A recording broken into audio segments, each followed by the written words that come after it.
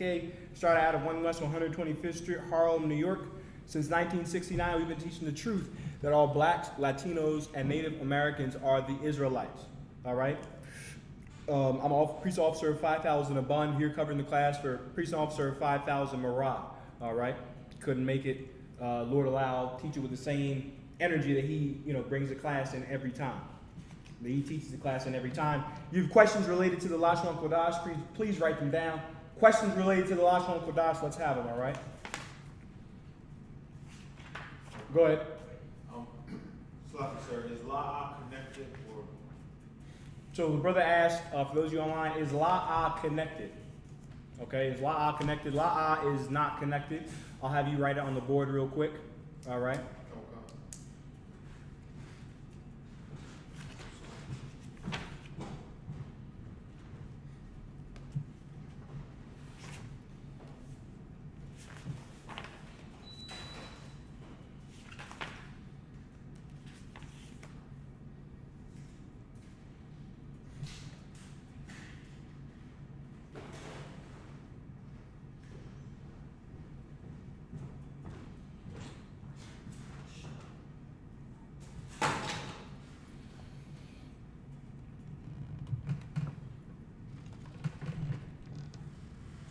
Okay, so that's La'ah.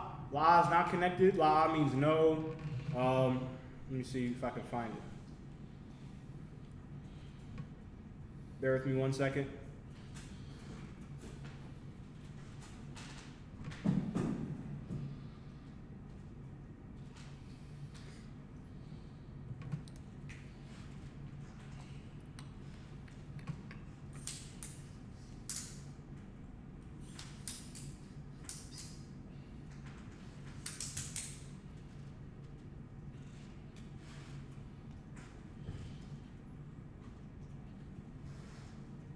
Okay, La'ah means no. Can you write it in the Assyrian script as well?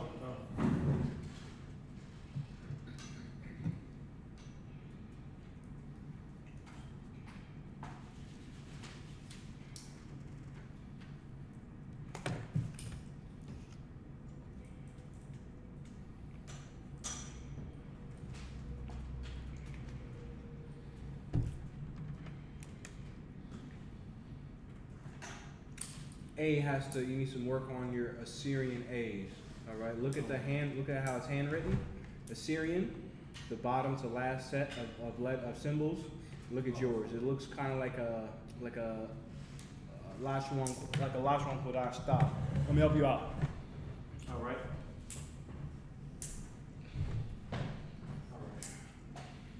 This is the Allah, the Allah. All right. Symbol in ancient Hebrews pattern after the ox's head, tilted to the side. So this is the handwritten. Well, that wasn't bad, to be honest. That wasn't bad. I normally write it like this, but again, you're studying for the officer test and all that, so do your thing, okay? Handwritten is kind of different, right?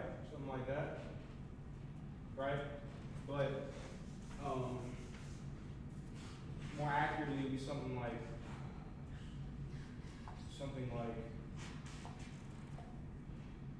that. You know what I mean? Which is a little bit closer. It's the same thing. You get my point? We fix this a little bit.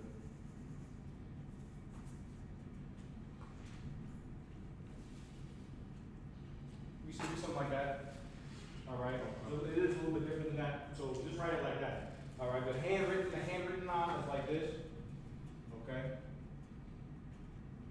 That's a handwritten on. It's the same except for the legs here are separated. The legs here are like right on top of each other, so you can understand, you know what I mean? So the viewers online, everybody else can understand. It's a handwritten ah, all right? It's not really different from the I guess you could say the printed ah, but that's la'ah. Okay, la'ah means no, this is how it's connected. The connectors are placed here so that you, the viewers, can pronounce it correctly. All right. Just a quick segue into la'ah. All right, to warm ourselves up. Lashon Kodash.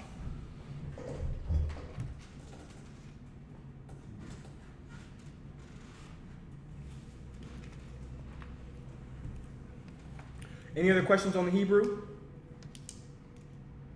Lots. What page were you on in the book? So like I said, you got the floor, so he, like I said, he said just teach what Okay. All right, so let's go to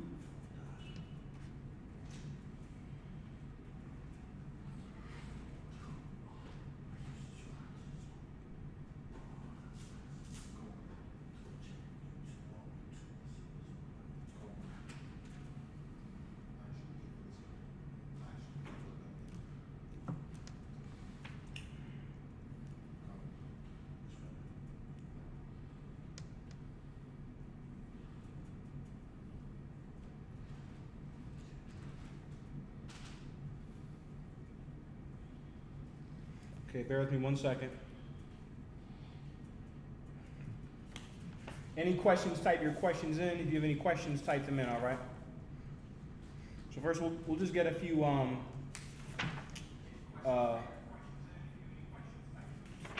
get a few words. All right, if there's a word you want to know what the translation is or what it would be in Hebrew, just let me know. All right, we'll get Ram on the board real quick.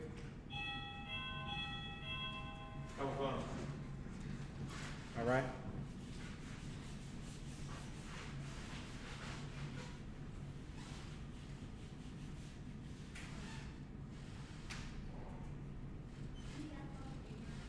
Ram is a ayal, okay?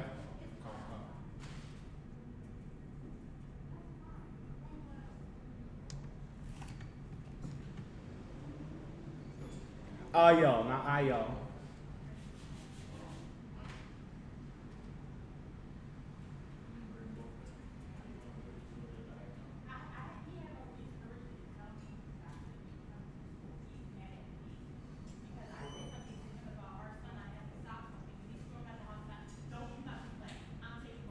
Ayal is ram.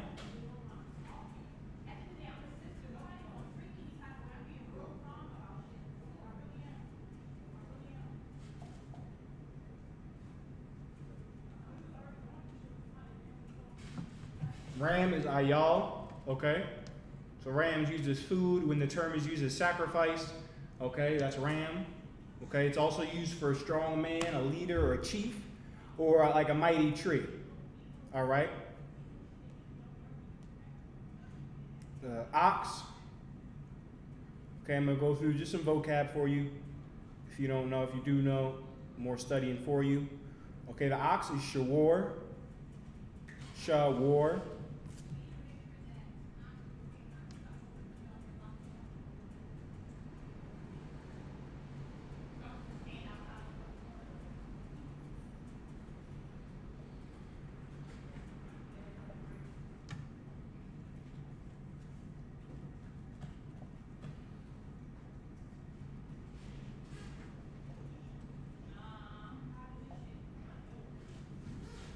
Ox is shawar. Okay, this would be the ox, the bull, or the head of cattle. This word also used ox is in a plowing ox. Ox is used for food. You know, you got ox tails, or ox used as sacrifice. All right.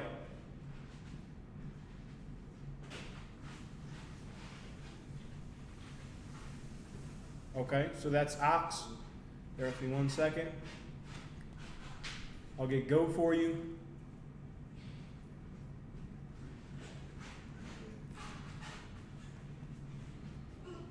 Goat is eyes, I-Z.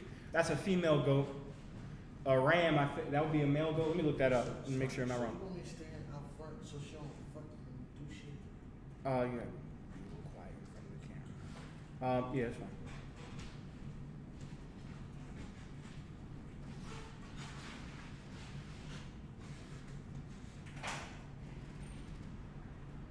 A male goat, okay, it would be called a billy, but okay. I'm gonna get a he goat as well. That's a goat, but that's a female goat. That word's generally used for a female goat. Be she goat. Masculine and plural. Okay, this is generally used as she goat. All right. Let me get a he goat. Is there a he goat in the scriptures? No. Yeah, he goat. Okay. From Proverbs 30 and 31. Okay. Thayash is the word for a he goat. Thayash is the word for he-goat. It's from the unused root meaning to buck. Okay? From an unused root meaning to buck.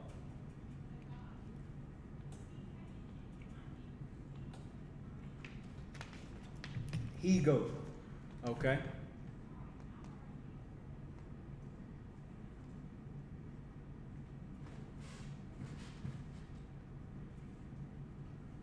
Okay? When eyes is plural, like eyes young, it could also be used for male goats in the masculine plural, young. Okay? So the male goat, Thayash, is it's a male goat. All right? Shawar, ox, rams, ayal. We get dove for you. I think we all know dove. All right?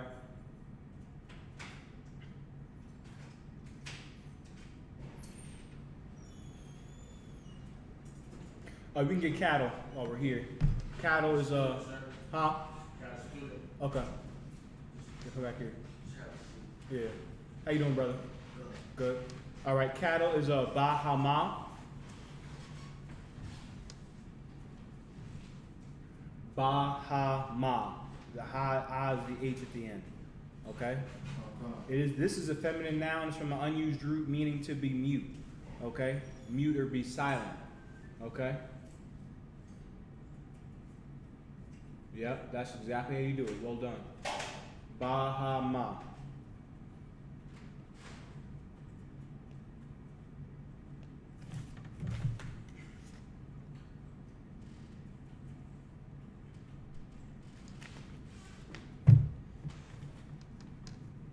Cattle.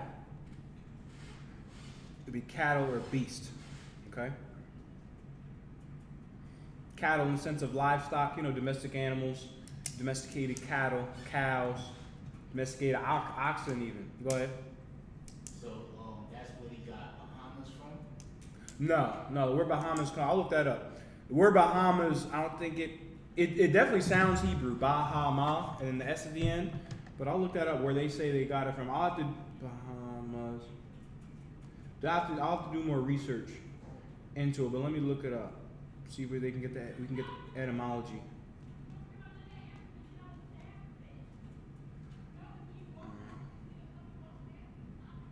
Yeah, it's from the Taino, so very very well is Hebrew. You know what I mean?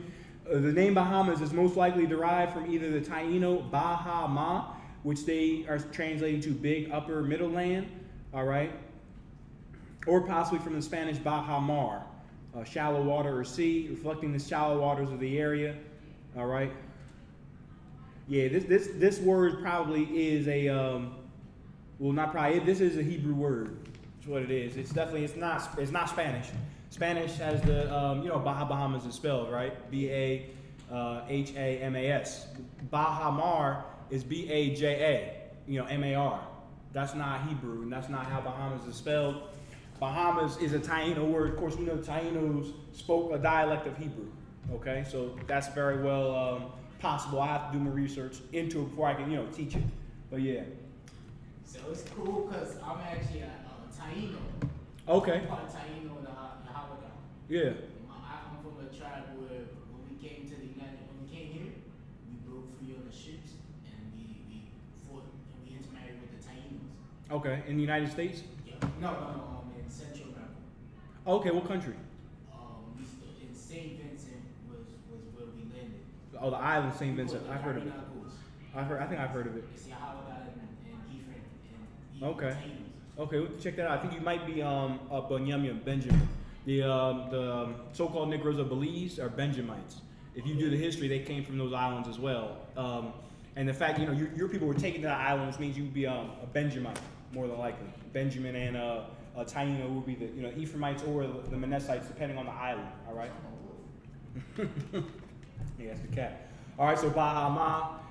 Anyone has any Hebrew words they want translated, whenever the guard gets back, we'll be able to translate them. Bear with me 1 second. Some others.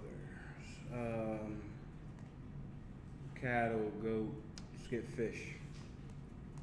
So you're going to take that down off the board, all right? For those of you online, we don't have the board space. I'm trying to get as many vocabulary words as I can to you. But all these You can write down all these words in their Syrian script. All right. Then we're not going to do it for this class, but they can do it at home. Again, all of you should be looking at it in this class. Let me get fish.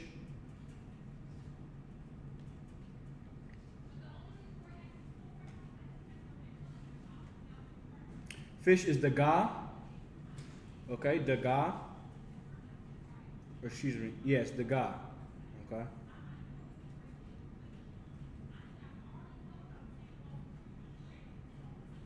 Daga.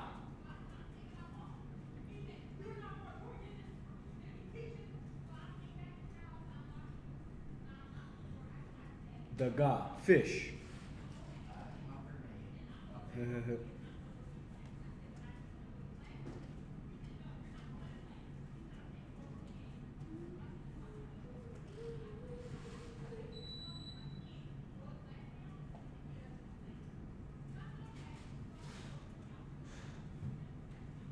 Okay, daga. Then we're gonna get coney, K-O, C-O-N-E-Y, coney.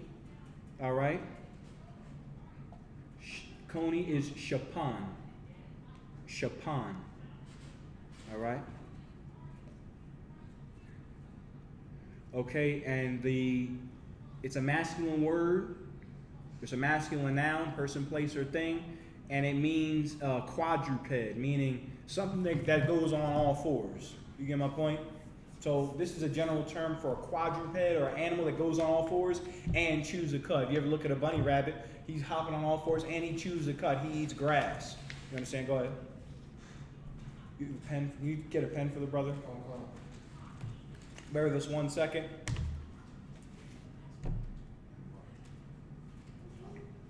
How you say thanks? Thanks. You can write on the board real quick. Thawada. It's for the student, young man coming in. Thawada means thanks or thank you. Thawa.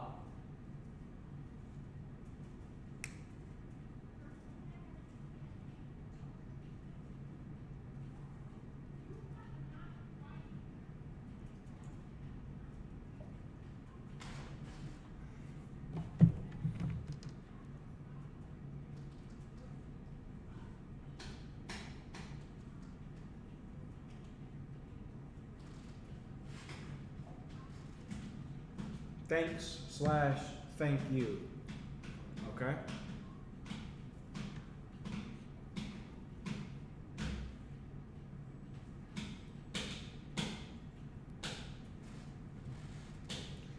Thanks or thank you is tawada. And then we can just say you're welcome. You're welcome will be ayandabar. This is for you, young man. All right, so when you answer someone, you say ayandabar. Okay? Ayandabar. He's going to write it down for you. Ayandabar means, okay, it's translated to you're welcome, but what it literally means, ayun is less, and dabar is speak. So you know how black people, Latinos say less? All right, some. All right, say less. It means what? I got you, or no problem. That's literally what that word means. It means say less. You understand? The Bible is written by so-called blacks, Latinos, Native American Indians. The verbiage that's used in the Bible is the verbiage we use in everyday speech. They call it ebonics. You get my point? Because they don't understand, they can't necessarily understand it. It is biblical in some form. You get my point? It's our culture, all right? And it's how we spoke. Just put out you're welcome. All right, but literally it's ayun, which is less, dabar is say. So say less, or you're welcome, okay? Just getting these two quickly for the brother. Stop. Just getting those two quickly for the brother, all right?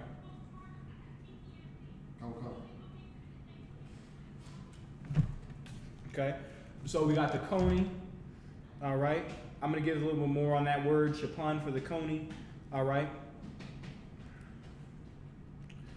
It's used for a rock badger as well. There's also some brothers with that name, secretary or scribe of King Josiah of Judah. If you can hear and see the board as well, press 1. Hear and see, press 1. If you're experiencing any technical difficulties, let me know.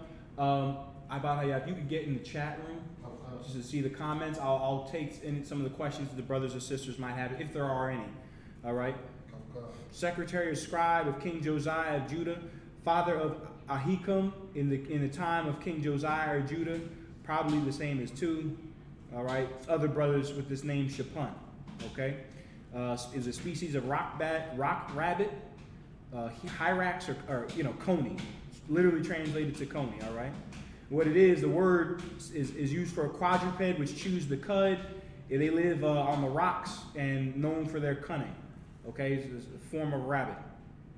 Okay, we'll get the hare. Hare is next.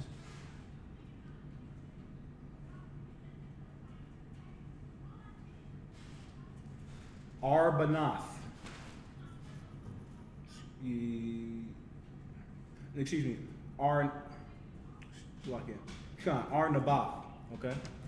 Arnabath. Arnabath.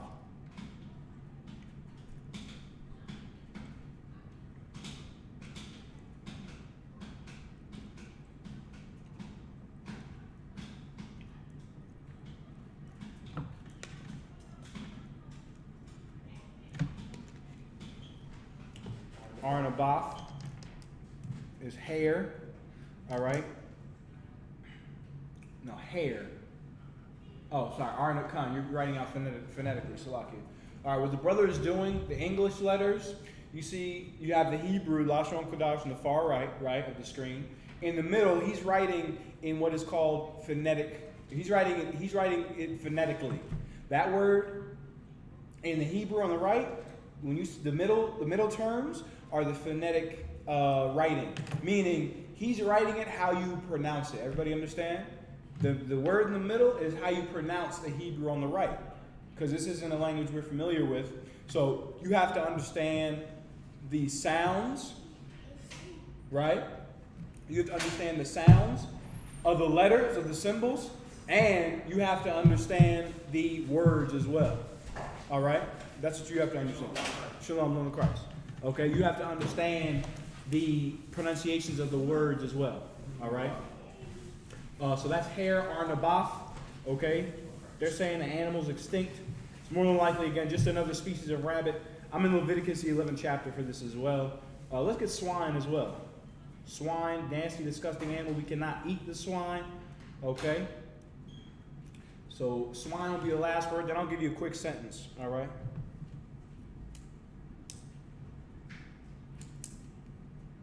Okay, this word is used for swine, a hog, or a boar, wild boar.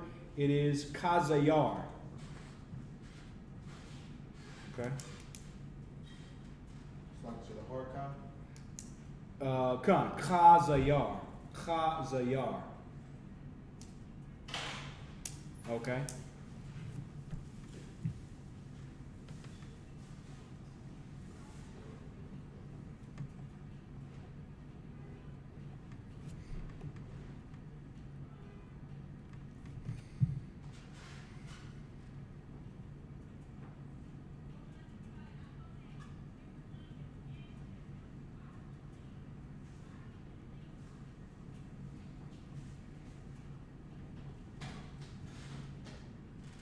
Okay, Chazayar. Okay, swine. I'll let everybody fill that in. I'll give everybody 10 seconds. Do we have any questions in the chat room about it? You can check that real quick while they note those terms down. No, sir. No questions. No questions. Any questions pertaining to the Hebrew? Type them in. Any questions pertaining to the Hebrew? Type them in.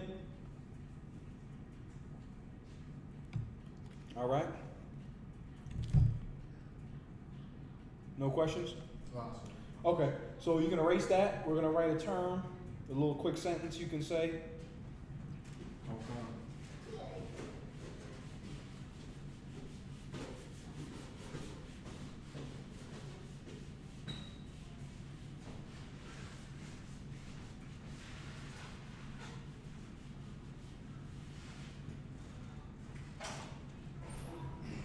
All right, Atha.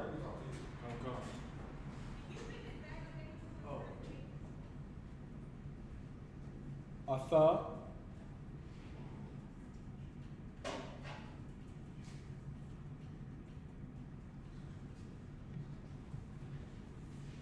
Haya.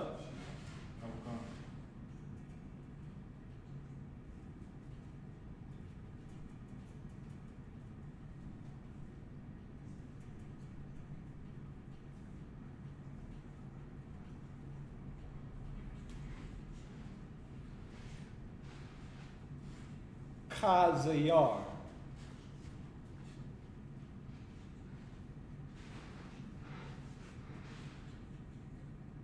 Let me look up how to say the in Hebrew or they.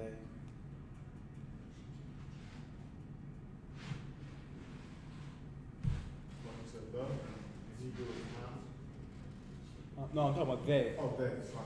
You said the is ha. Yeah, that's correct. All right.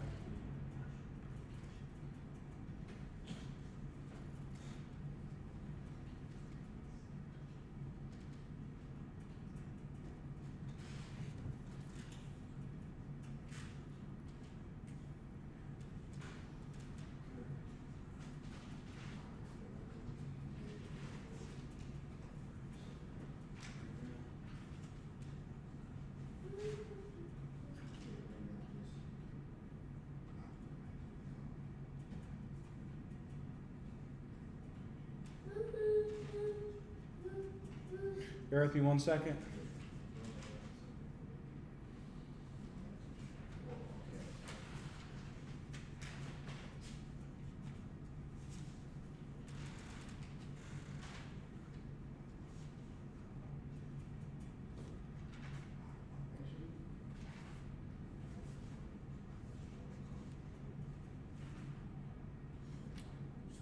Go ahead. Ham is they masculine plural. That's a. Is that a? Is that a? And uses. That's uses when it's used as a suffix, right? Come. Okay. They are swine. Hiya hum. I'm not sure if that's a word though. You get my point? Oh, come. Yeah. Hiya hum. You're saying hum. No, I'm talking. I'm trying to say they are swine. Hold on 1 second. Oh, come. You said hum. Come. Would it be ha? Hold on 1 second. Hum. Ha. Waya. No, I'm not going to teach that. Bear with me 1 second. I'm not going to teach that. So we'll just have you are swine. All right. The heathen, when you go into their stores, they're talking all kinds of, crap about you in Moabite, their Chinese languages, Arab languages. They could have a full conversation, be cursing your mother in their language. You get my point? These are some terms that we can use, accurate terms describing other nations. They're described as swine. And a woman that has no discretion, a beautiful woman that has no discretion, is like putting a jewel in a swine. It's like putting a jewel in a swine's snout. You get my point? Okay. So write it out phonetically, how it sounds. Atha.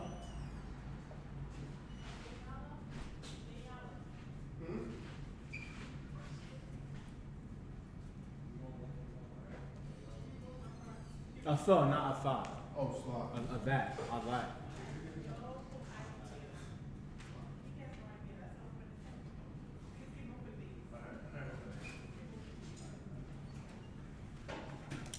Haya.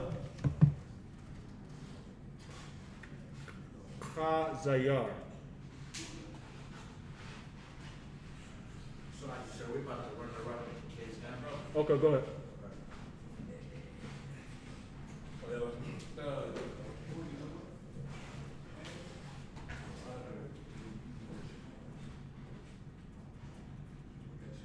Atha Haya Khazayar.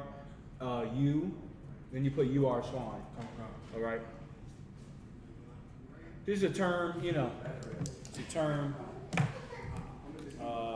in the Hebrew. There's some people, that are swine. Of course, the other nations are. All right.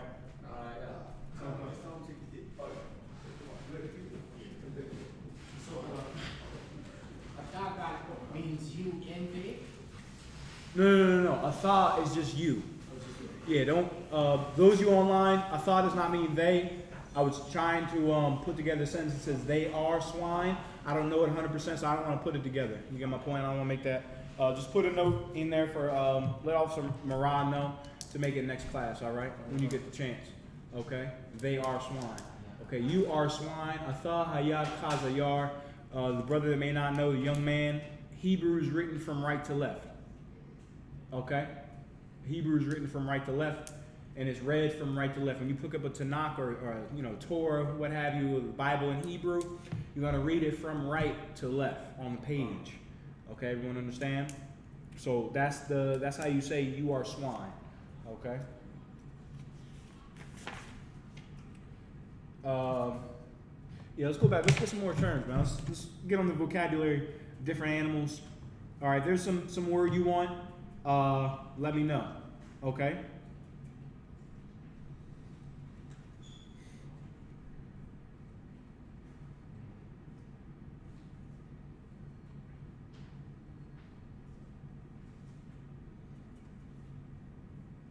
Okay, let's get some birds. All right, all this is out of Leviticus 11 as well. All right. The vulture, you put down vulture. All right.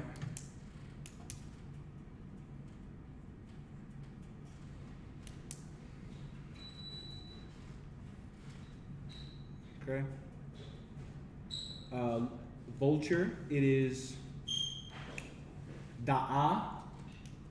Da'ah, it has a ha at the end, all right?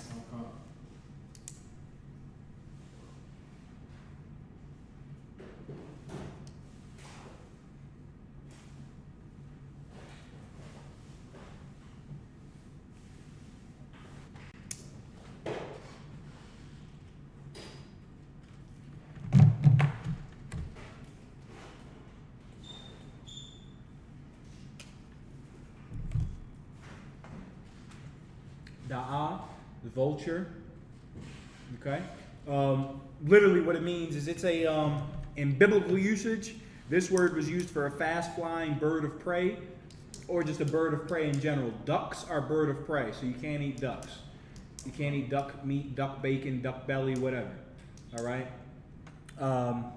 Hawks, kites, vultures. This word is translated as vultures. They're birds of prey. They're scavengers.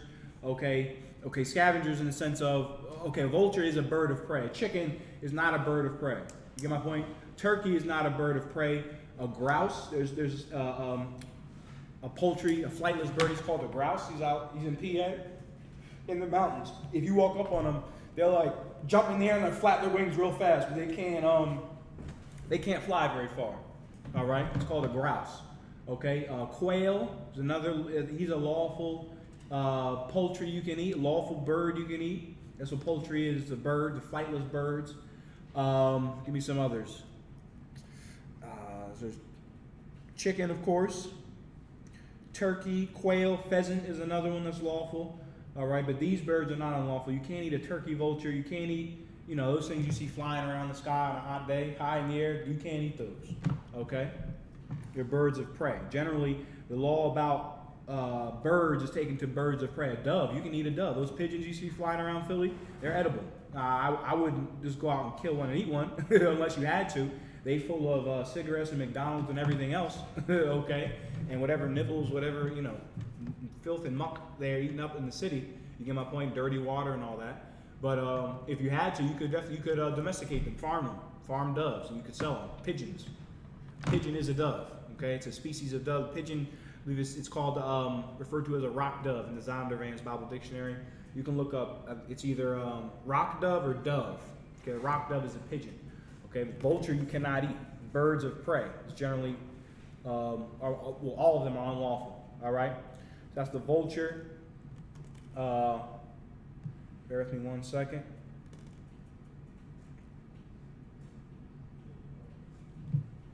Slovakia. I missed a few. All right, so fowls, Fowls, fowls will be iwap. Okay, and this word is used for, waterfowl, which is generally what you think of as fowls. It's used for birds. This word really is used for flying insects. So you can use this word for bugs. It's used for bugs as well. Locusts and different species like that. Okay, iwap. Okay, is fowls, and it's just flying creatures. Okay, a bird. A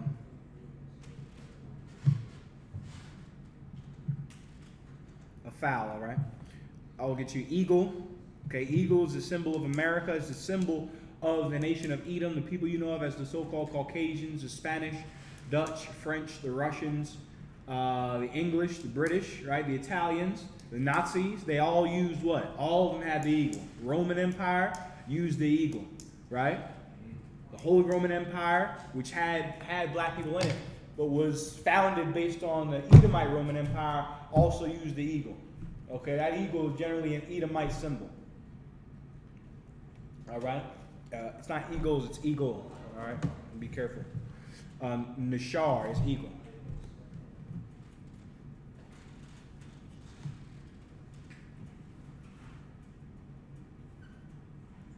This word nashar is from an unused root meaning to lacerate, meaning to cut in pieces. That eagle, how does he get his prey? He can see for miles on end, see for a very long distance. Probably not miles, but he can see, or it could be miles. He can see for a very long distance, nonetheless. Right? He gets up high in the mountains, sees a prey way down the valley, gets out of his nest, swoops down, and claws that sucker. Right? Claws it, takes it back to its nest, and picks it apart, lacerates it with its claws, with its talons. Okay. The shar is from an unused root meaning to lacerate. It's talking about really any large bird of prey. So an eagle will be one, like a golden hawk will be one. This is translated as eagle in this scripture, okay? Nashar, okay? Let's get you the asif. You can erase, as a matter of fact, give him like 10 seconds. Or 20 seconds or so.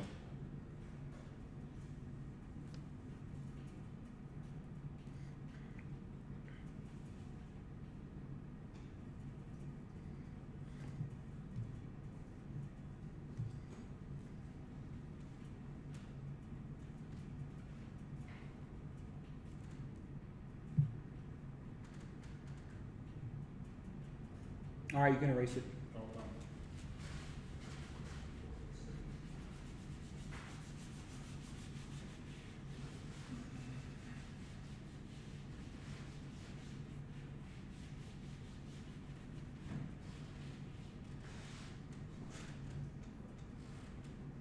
All right.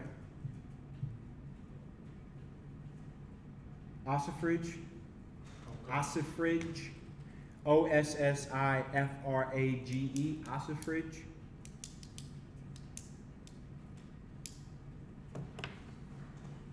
Okay. Used also as a bird of prey, but it's just, it's translated ossifrage. I believe that's a species of like marine eagle or large bird that stays by the sea, the ocean. Similar to, but this is not specifically this bird, but similar to like, pelicans or albatross. If you've ever been to the beach or by a lake, you hear those giant birds, they're, flying. They're typically large and white. They're also large, gray, different colors as well. Okay, ossifrage, that's translated as paras. Paras, all right. It's also, that word paras, I believe in the Aramaic, meaning the Assyrian tongue, it was used for horse. Or no, it was used for paras. It may have been used for Persia. Paras, not parash.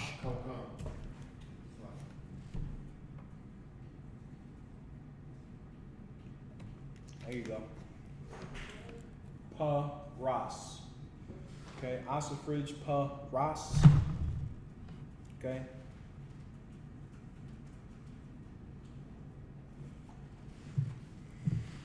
Can you check the chat real quick? No, sir. Nothing? No. How many people are in? One person, sir. Okay, what are we on, YouTube or Facebook? Oh, I know we're on YouTube. I know we're using Restream. We may be on Facebook as well. Okay, check Facebook. Do we have an IHBK Philadelphia page on Facebook? I'll check, sir. Yeah, please check. All right. We're probably just live on YouTube. All right.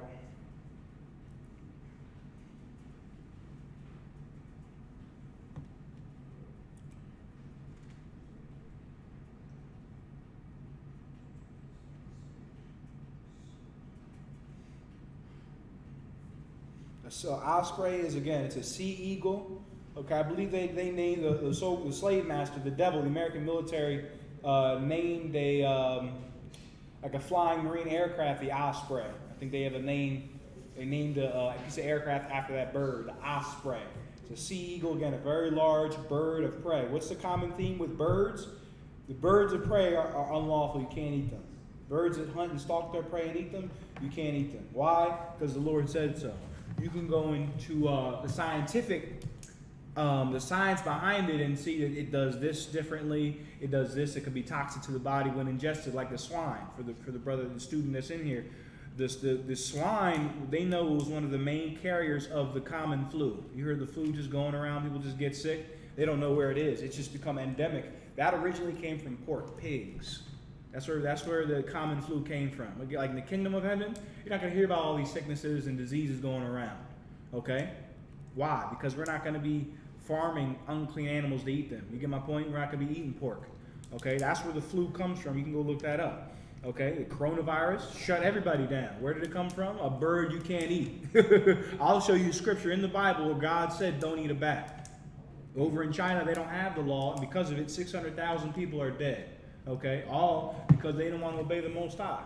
You didn't need to go to the CDC. You know, you hear that devil, Dr. Fauci. He's on every day. He's a cheerleader of the coronavirus. You didn't need to go to him. All you had to do was walk over to these doors and knock, ring the doorbell. You get my point? And we would have told you, no, man, it's not a good idea to eat a bird. The Lord said you can't. He's a harbinger of viruses that in him, he's chilling. He's a bird. You get my point? He's a bat. A bat sleeps upside down in a cave. You can't do that. So his body is different than yours. You get my point? He sleeps upside down like this. You do anything, he's up and moving at full speed. You get out of bed, groggy. You get my point? Your bodies are different. You're not a damn bat. And the things that are in bats will kill you. We're seeing it right now. You get my point? So bat, another thing, the pangolin, they're saying, you know, people were eating something called pangolins. Okay, people were eating them because they thought the pangolin would make their, it would increase their sexual performance, increase their erection and all that, because the pangolin has hard skin. So they thought it was going to make them hard. That's these heathens. These nations, man, need to be ruled over by righteous leadership, and that's what you have here. That's what Yahushua, the one the world calls Jesus Christ, is. He's a so-called Negro as well, so-called black man. Okay, go ahead. So, sir, we have a question on Facebook. So how many people are on Facebook? 3, sir. Okay, go ahead. Tyra Long from Jersey asks, how do you say love? Aha. The verb to love is ahab. So we'll write ahab. Okay? H-A-B.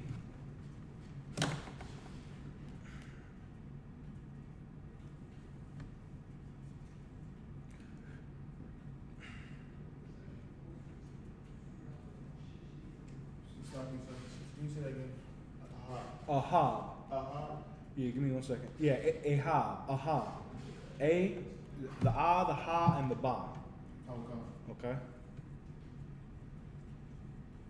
We, of course, know what love is according to the scriptures, right? There's many different types of love. There's, sexual love or marriage, right? Where you have intimate relations with a woman. That's a form of love. True love, however, biblical love, real love, love that lasts forever, is love according to the law, love according to the scriptures. The law doesn't go anywhere. The Bible is not going anywhere. The truth is not going anywhere. People come and go. People die. You get my point? And some people due to weakness and relationships. But love that lasts, love that you can stand on, is love according to the scriptures. And that's what you have to do for everyone. Okay? Love. Aha. So, to the sister in Jersey, to say I love you will be Anya Ahab Atha. Okay? All right? Excuse me, you can say I think it's Ahab Atha. Okay? Okay.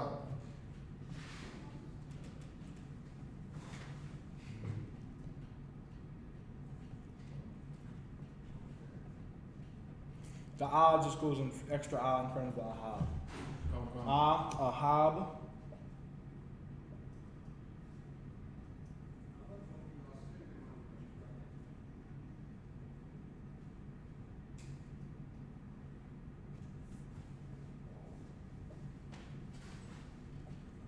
Tha.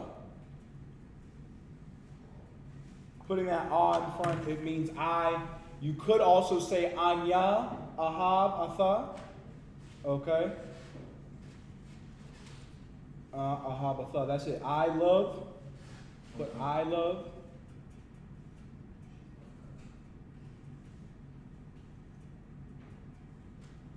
you. I love you is ahab, atha. Okay?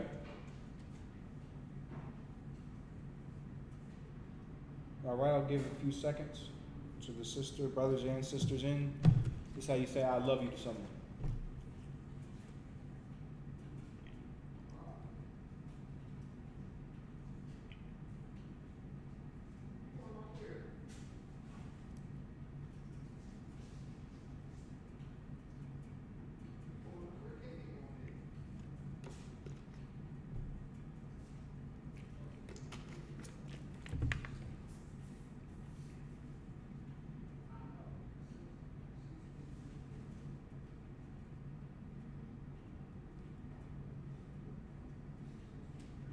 I love you. Okay, that's how you say it. Ahabatha. You can say Anya Ahabatha. Again, you can hold that as well for Officer Moran next week. I love you as well. I believe there's more than one way to say it, all right? All right. So that's how you say love. Love is Ahab. I love you. Ahabatha. All right. Hopefully that answered the sister's question. That was sufficient. All right. Any other questions? Type them in. Last one, Kodash. We're going to keep going through the vocab. Okay, these are what we're going to go into today is we'll go through Leviticus, the 11th chapter, breaking down each of the animals. I'm not sure, have you ever gotten this? Different animals in Leviticus? Okay, so we'll get some more new vocab. All right, it's good in the Hebrew, go through new things. All right. Where are we at? So let's go to. Did we get osprey? No, we did not. Osprey. Osprey is like a sea eagle. All right, osprey. Ospray is one second.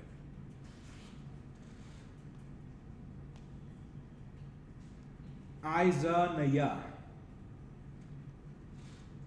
Okay. Izanaya.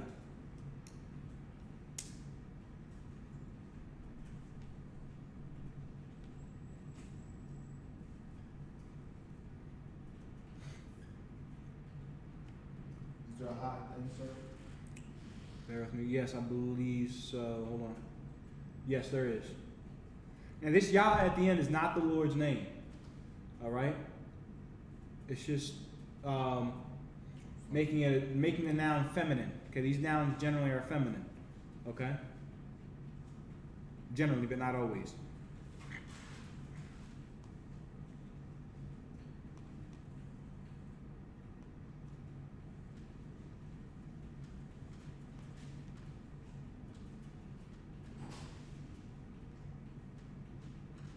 Okay, osprey. This is in Wikipedia. Again, this takes a simple Google search.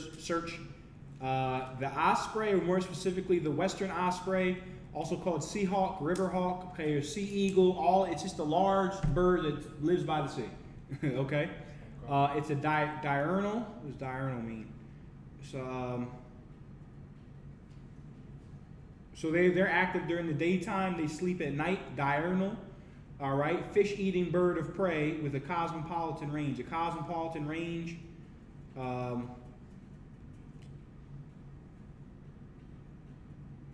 with me 1 second. So I'm assuming what that means is that they live in many different habitats, many different areas near the sea. It is a large raptor, okay? All a raptor is, I didn't even know that. A raptor, they make the mythical, dinosaurs. There are dinosaurs flying around. Okay? Raptors. Osprey, an eagle, a bird of prey is a raptor. That's what it is.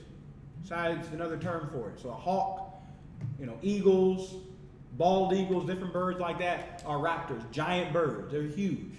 If a bald eagle sat in this room, some of them get to what? A few feet tall. When they stretch their wings out, start flying, their wingspan's like 8 feet. Huge, okay? They're forms of raptors, okay, or birds of prey. Raptors or birds of prey would be unclean. All right, so that's osprey. All right, I'm gonna get you the kite. Kite is K-I-T-E, just like the the toy you would hold up.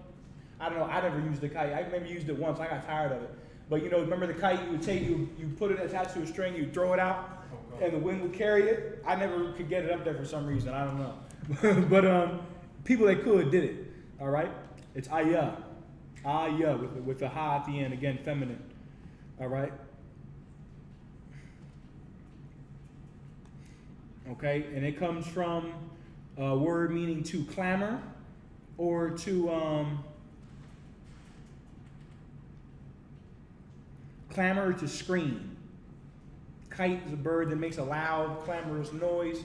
I'll look up a kite for you online.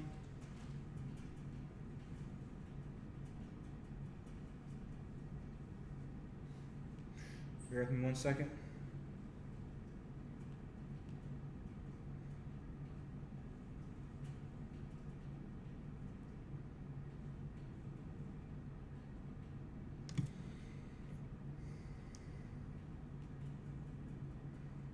Okay, this doesn't say it, but according to the biblical use of the term, these were birds that would make noise, make a clamorous, loud noise. Like, you know, some birds are, make the bird call. This is one of those birds, a kite. Another large bird, an eagle-sized bird. All right, bear with me 1 second.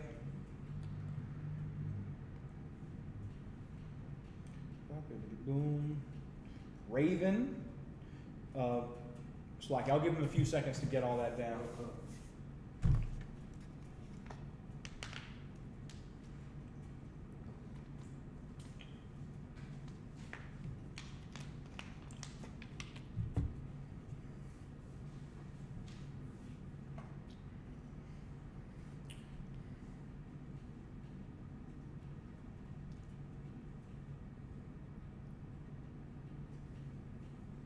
Raven, all right, can erase it.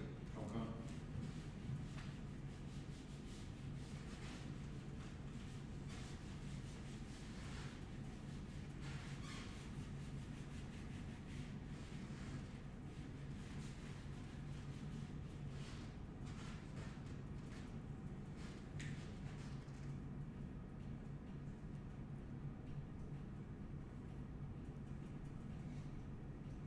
Raven, I rob, just like the word for night, right? Or evening, sundown, right? Abahaya? Okay. Right. It's I rob. Most welcome. There's a ra in there, okay?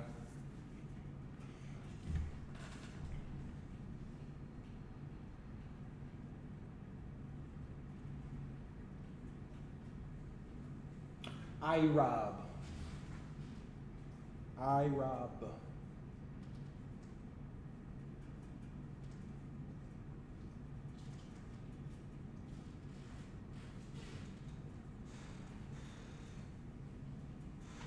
All right. The word I rob means night, actually, and it's used in the context of a raven for what? Why would a word used for night be used for a raven? Can you think of a reason? Dark color. It's color. You know, it's night outside. You can't see the hand in front of your face. You go to certain areas. It's dark outside. The raven is named darkness, essentially, or midnight, or night. Okay, that's its name because a raven has a jet black color. Okay.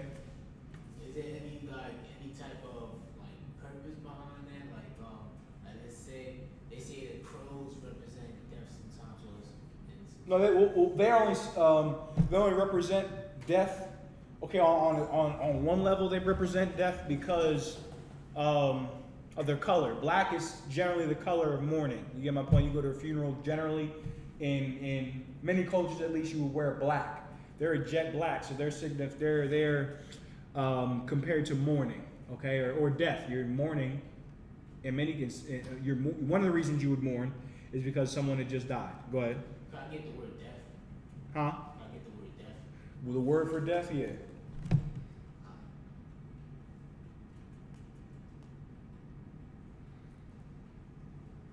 The word for death, yes. Yeah. Yeah, not getting death. Don't want deaths everywhere. Right now, especially. Well, even more so before. Mawath. Death. Mawath.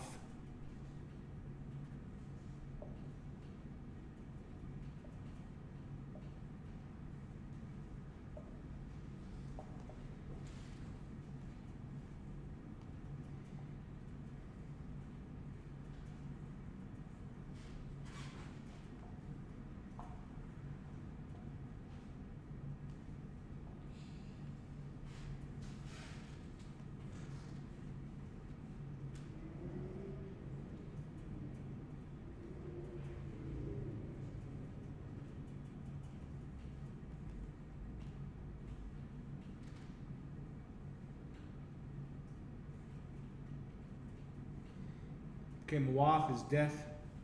All right, let's get the word for life. All right.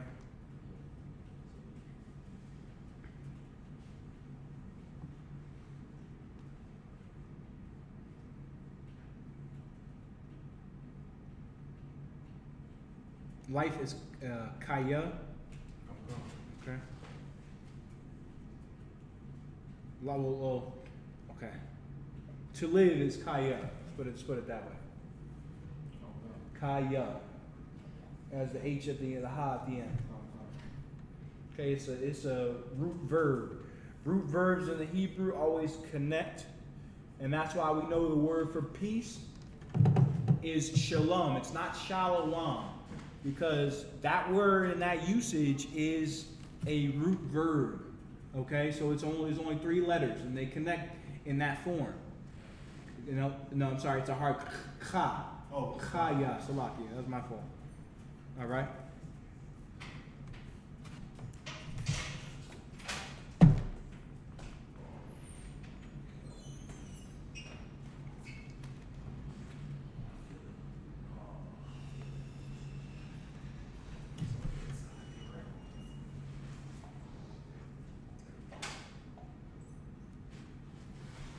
Life. Okay? That's life. Excuse me, that's to live. That's the verb. Jething Tuaba? yeah, I think there's. Go on. Just text me. Okay. Well, my phone died, so I You can have your diet. Just tell your diet. Text me. All right, to live is kaya. Note that down as well. What is the word for life? Give that to Officer Morale as well. I don't want to teach it. I have not studied the Hebrew in a while. I don't want to give you the wrong thing. Can you note that down as well? So what do we have in the notes? Life, and then they are swine, right? So life. It's the word for life. All right.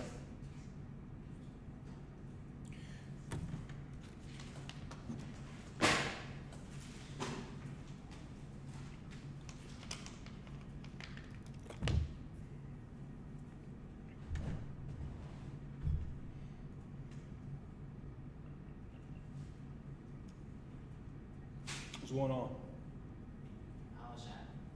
Hmm? Yahweh, yeah, it's the name of the Savior. Come.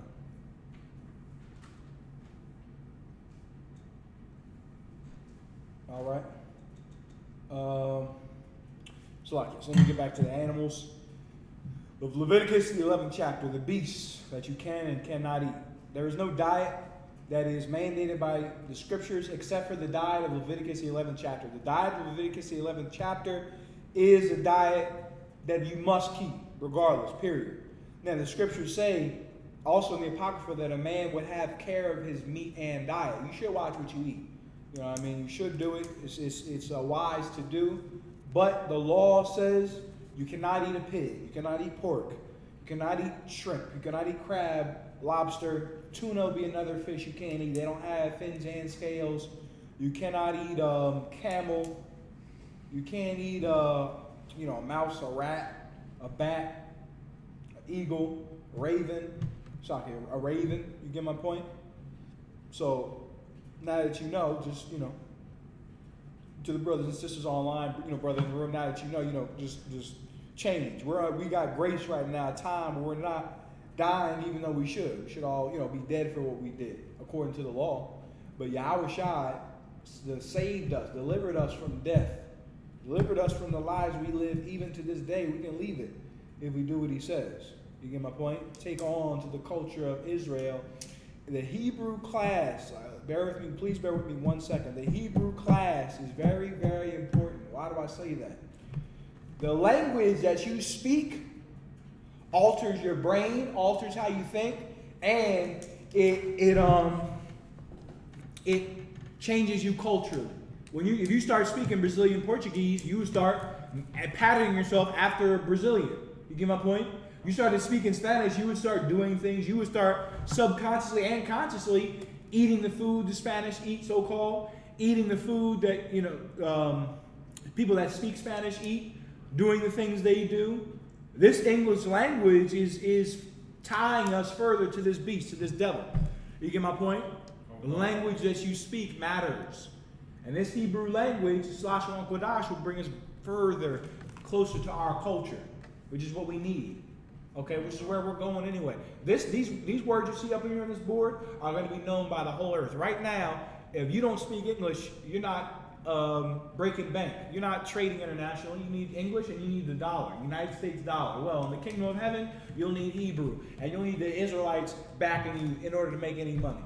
Okay, that's how it's going to work. And these little letters you see might seem silly now. That's going to be across the earth, just like you see English everywhere. You can go everywhere you see English, Spanish, French, right? Different translations. It's going to be Hebrew everywhere. Okay, and everyone's going to know it. Okay, it's going to be the language of the land of the earth. Okay, it's going to be the common spoken tongue. Okay, so that's Raven. Go ahead. I'm stopping you, sir. During the Tower of Babel, was they speaking Hebrew? Yes. Yes, all of them were speaking the language that was, matter of fact, bear with me 1 second. All of them were speaking the language that Adam passed down. So it was not Hebrew at the time because Eber wasn't around, but it was the language that Adam passed down, which became Hebrew because a man named Eber, okay, kept what was from the past. That's why his name is Eber or Hebrew, which means from the past. He kept on, held on to the culture of the Hebrews and passed it on down to his children. Many of them didn't keep it. There was a man that kept it. His name was Abraham. Because he was willing to keep it and stick to the wisdom that this culture provides, this lifestyle provides, the Lord called him his friend. Okay? So yes, they were speaking, you could say they were speaking Hebrew in retrospect. All right, looking back, they were speaking Hebrew, and he bastardized all their languages. Now there's Chinese, Sanskrit, right, English, Punjab, Spanish, Portuguese, Afrikaans, language of Libya, Libanese, that's probably wrong. Farsi, for the Iranians, they speak Farsi. Arabic, right? The Yemenis language, and different dialects of Arabic, different dialects of Spanish. Japanese, the Japanese language, they have their own tongue. The Native Americans had speaking forms of, speaking dialects of Hebrew, bastardized Hebrew, if you will. Africans with their tongue clicking and all those languages, okay, came from the Hebrew. You can look them all up. You can trace them all back to the Middle Eastern languages, the Proto-Sinaitic. Go ahead. I heard Korean is one of the big like old ancient languages. All those languages, those Moabite languages, Korean and all that, are very close to the Hebrew. Why? Because remember Moab and Ammon, which are the Koreans, Japanese, and Chinese, and their derivatives, all those, Cambodians, Vietnamese, all those Wang Chang Muk, those are Moabites and or Ammonites. And their culture is very close to Hebrew culture. They have a story in Japan about Abraham and Isaac. It's similar to the Abraham and Isaac story where some man is going to sacrifice his son, but he doesn't. Japanese have a story like that, okay, because they come out a lot. Okay, they come out a lot, and they stay close and try to keep the culture that was passed down to them from Lot. Okay, the Chinese, the Moabite, Ma Dong Dong Dong, they use Ma and Ha in the beginning of their words, their sentences. That's Hebrew. Okay, many of the words in Korean are similar to Hebrew. All right, all of it goes back to the Hebrew. The Lashon Kodash is the pure tongue. It hasn't been bastardized or changed. This is what they've been speaking since Adam, since written language and spoken language has been on this earth. This is what man has been speaking. It was confounded, Genesis 11. All right, nonetheless, we're going to go to Owl. Bear with me 1 second. Let me check and make sure this is correct.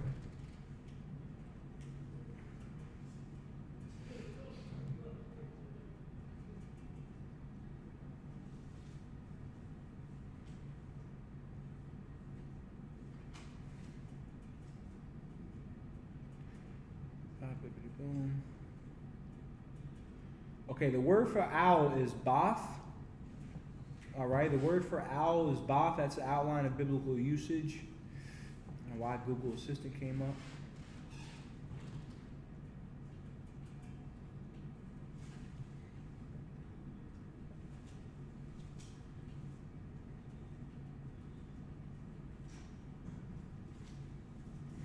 Let me see if I can look it up, see why they're using that, why this was used as that. Okay.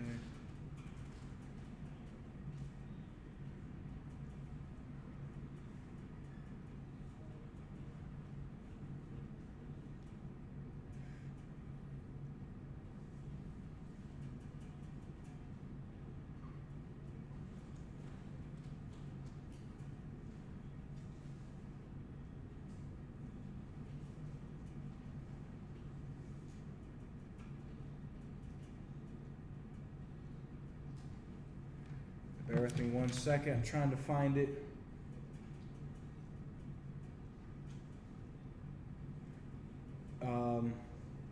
You can note that down as well. The why if there's any other word for owl, Both is what is used. All right. You need that as well. For those of you that don't know, when you're teaching a class, if there's anything that you do not know or you're unsure of, you want to ask. All right. And you don't want to teach it, meaning I'm not going to say this is the only word for owl in the Bible. All right, I'm going to ask the Lashwan Kadas teacher, the man that generally teaches it, the great, priest, officer of 5,000 Marah, see if we can get into like why it's used as why Bath is used for owl, because Bath generally means daughter. Okay.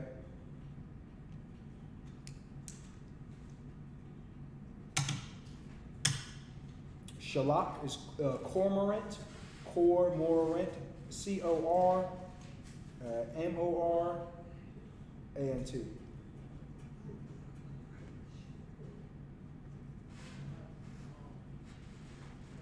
Cormorant, shalak.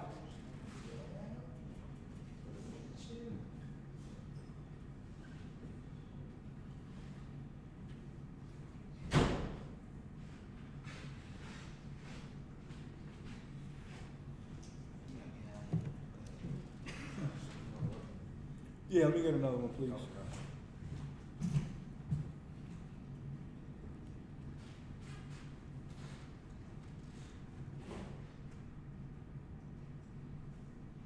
All right, shalak is cormorant. It's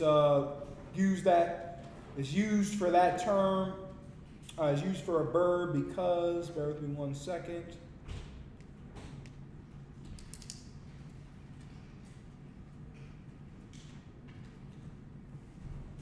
Water.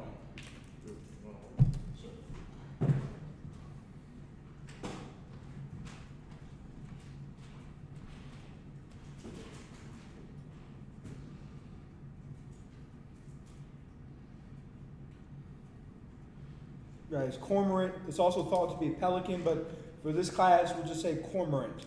All right, because that's what it's translated as. The word comes from, casting itself is used for a bird because it's the shalak is it's a root. It's a root verb. Three symbols, last symbols connected by the second symbol. What it means is to cast, to throw. This word is used for the cormorant because it throws itself into what? The sea. Those birds, the pelicans, different like seagulls, different birds that they'll go up, they'll come down, literally fly in the water, swim, if you will, or fly in the water, get a little anchovy or what kind of schools of fish? The school of fish, whatever. Go ahead. Sardines. Sardines. What about anchovies? I guess. Anchovies. Yeah. Mackerel. Mackerel, right. So, yeah, kind of. That's the water. They dive and go pick off schools of fish for dinner. Yeah, about Shemal Shabbat. All right, shalom. All right, they go pick off schools of fish. They cast themselves into the water. That'll be used for a pelican or a cormorant. Okay. Next, swan.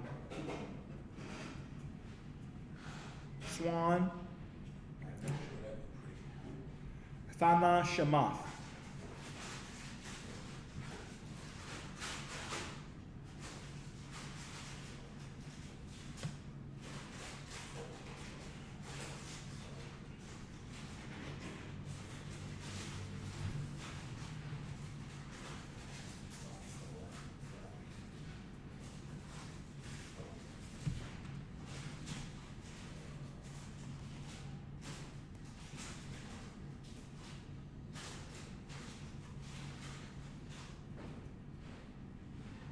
Okay, swans' close relatives are geese and ducks. You can't eat goose either.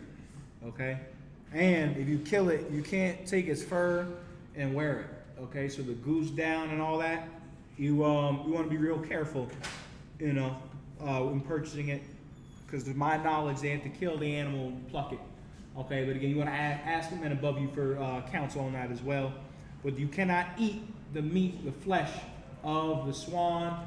You cannot eat the meat or the flesh of the geese or a duck, or of a geese or of a duck. Okay?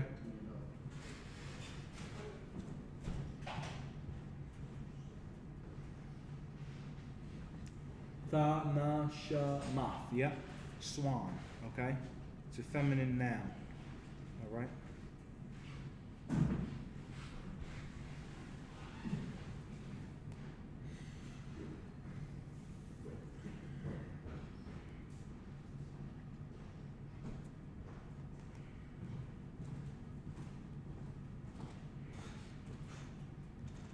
So you said the swan? Mm-hmm.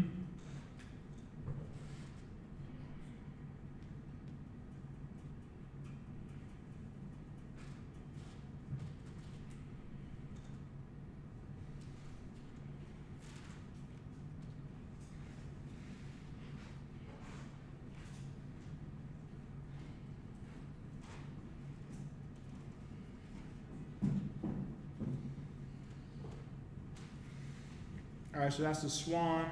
So we'll get not another term for the pelican is qua'ath.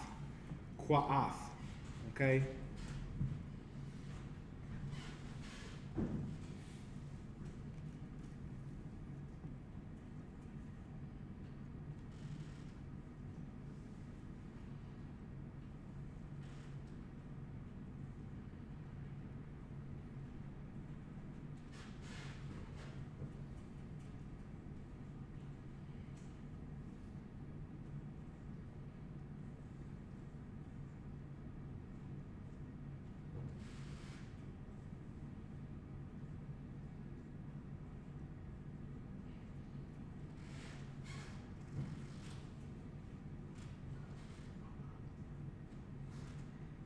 Okay, qua'ath. I'll give the viewers a second to note that down.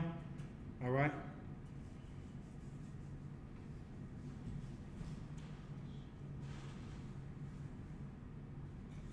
Okay, the word Thanashamath, I believe it also is used for, or root or part of the word is used for mouth breathers. Swan, pelicans are mouth breathers, all right? They're hard breathers, all right, one or the other. Okay, but these, generally all three of these birds are hard breathers or matter of fact, Salakia. The pelican is a mouth breather, all right? Meaning he only breathes through his mouth. He has a beak, right? The beak, he doesn't use his beak to breathe. Excuse me, not his beak.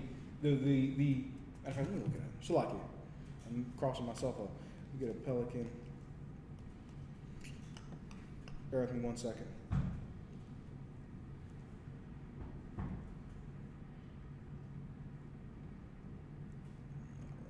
Hold on 1 second.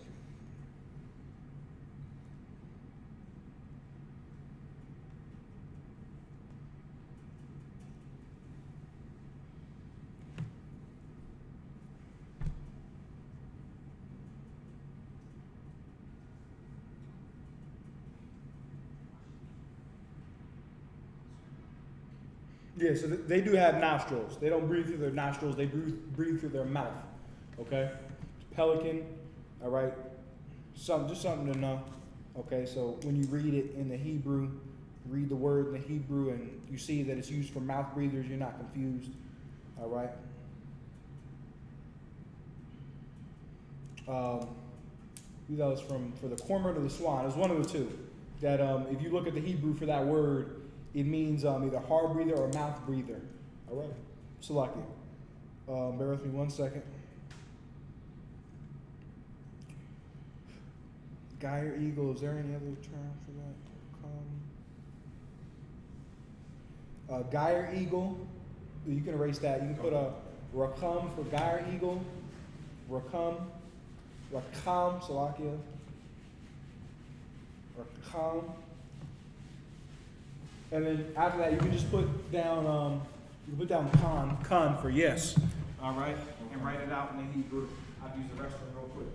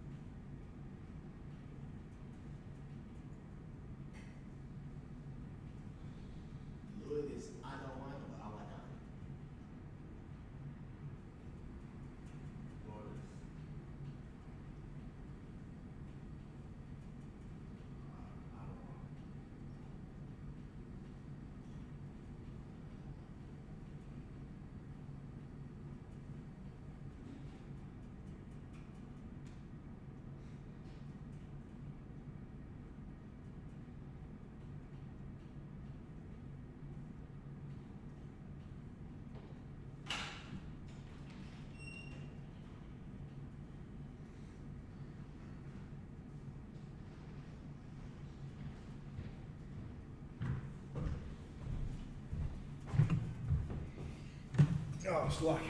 All right. The guard eagles is rakam, not rakan. Go ahead. So like, sir, he had asked the question, Lord is the word Lord. Okay, hold on one second. Rakam for the guard eagle. Also used for a carrion vulture. All right, large bird of prey by the sea. All right. He said the Salaki. Yeah, he wanted to know the word for Lord. Like the Lord. Like Lord, yeah, come on. Okay. Yeah, I'll write it down.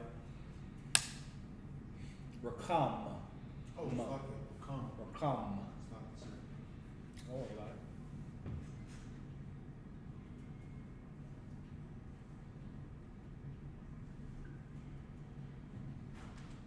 Khan is yes. Word for the Lord is Yahweh. Yahweh. That's the name of the Most High, the Supreme Being, the one you call God. All right, when you see, okay, the Lord your God, that is Yahweh. The word God just means power or authority. So the word God is not the name of the Most High. You understand? It's just, the word God is just a title. When it's used in the sense of, when speaking about Yahweh, that's only a title. Like I'm an officer of 5,000. That's my title and rank. That's not who I am. You get my point? My name is a bun. That's who I am. But my title and rank is officer of 5,000. The Lord, his name is Yahweh. That's who he is. His title and rank is God, is supreme. You get my point? Power, all powerful. Okay, power, authority. Okay, the word God is also used for the angels as well. Many scriptures, when you see the word God, it's actually referring to is the angels. Okay, when it says and God made heaven and all that in Genesis, the first chapter, is actually referring to the angels. Okay, how do you know that? Because it was in is it Job or Psalms, where I think it's Job, where it says the morning stars sang for joy. Okay, the morning stars will be the sons of God sang for joy in the beginning, in creation. The sons of God are talking about the angels in that context. Okay, those are literally the sons of God, the Most High's creation. Okay, the angels, the host of heaven. They made it. They saw it was good. They rejoiced over it. Okay, God didn't do anything. The Most High, Yahweh, didn't do anything in the sense that he didn't get off his throne. He didn't need to. He's all powerful. He had employees work for him. Those employees are the angels, and they put together everything you see here. All the elements, water that always recycles itself, right? Air that recycles itself. The same air you're breathing has been around here thousands and thousands of times. You get my point? The air you're breathing, everything. All right, the rain that came down, that downpoured a few hours ago, that downpour, that rain's been here before. And it's now, in the next few days, it's going to go back up. Somewhere else, it's going to come back down. It's going to go back up, come back down. Angels put that together at the Lord's command. Now imagine the wisdom you have to, the rain will come down, but so it doesn't run out, it'll go back up. We need something that goes back up into the clouds and keeps falling back down and going up, falling down and going up. And we need to make animals waste. We need to make animals, expel it as a waste product. Urine, most of that is water that you putting out back into today you put it back into a toilet, it gets processed, it gets reused. In the old days, back in the day, you put it into a hole. Okay? That water was reused. Okay? The cycle of life. It takes great amount of intelligence that we don't have to put all that together. Go ahead. So you saying that the bathroom, like using the bathroom, that water gets recycled and reused how? Yeah. All right. You want to be honest? Okay. In some cases, they use it as drinking water, purified water. Oh. Okay. They treat wastewater. Do they convert wastewater to drinking water? I can't confirm that. They use, wastewater is the water that you get from flushing the toilet, where poop and feces and urine in it. Right. They treat it. They clean it. Now, I think they use that for like tap water and water that goes to faucets, bath water, water that goes to your shower head, stuff like that. Oh. And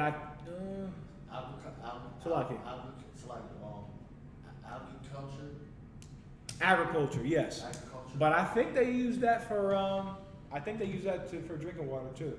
If you get like purified water, all they purified it using reverse osmosis. I think that's a fancy way of saying they made a really small, they put really small holes in something so small that germs and stuff can't get through the hole, they just like forced water through it. That's what I think they did. That's purified water. So that's what, yeah, you gotta, what I would recommend as well, this isn't a law, but you buy distilled water. Distilled water is just real water. It doesn't have minerals and all that other stuff in it. It's good for you on a diet, because what it does is it's not carrying anything. So what it'll do is it'll carry stuff that's in your body and push it out of you. So extra, toxins and stuff that's laying around in you, the gunk from the processed food. You drinking distilled water is good, okay, to change it up. All right, but yeah, they reuse that water for whatever the hell they want. The white man's it's like the slave master, the Caucasian's the devil. So who knows? You get my point?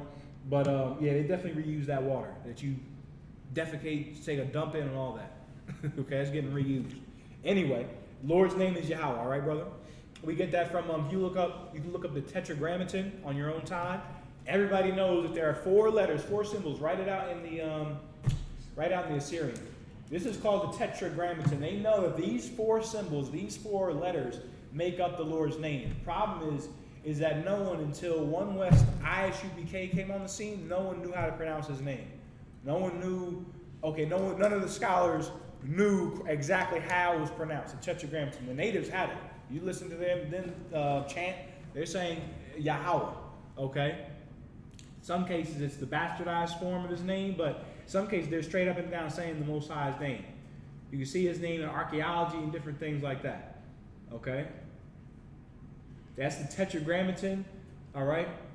Tetra coming from 4. If my knowledge is on point.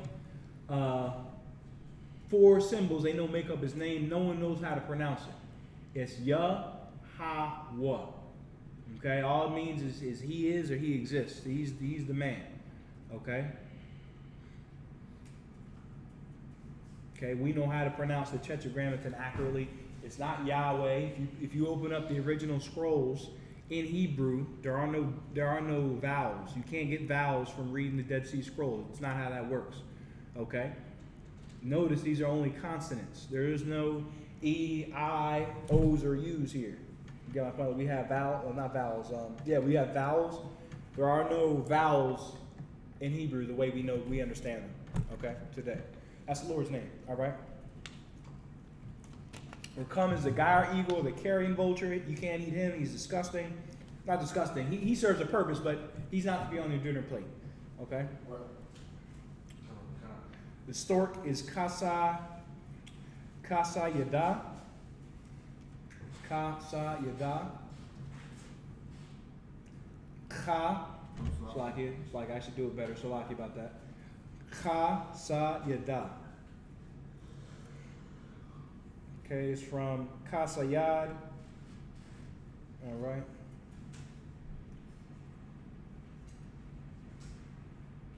Which means faithful. All right. All right. The stork is known for being watching, protective of its young. Okay. Kasayada. Kasayada. Kasayada. Stork. Okay. He can't be eaten.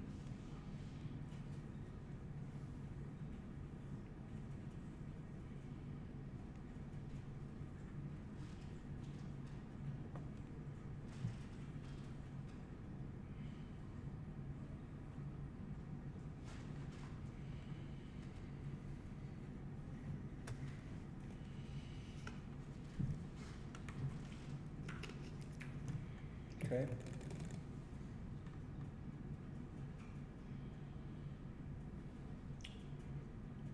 Go ahead.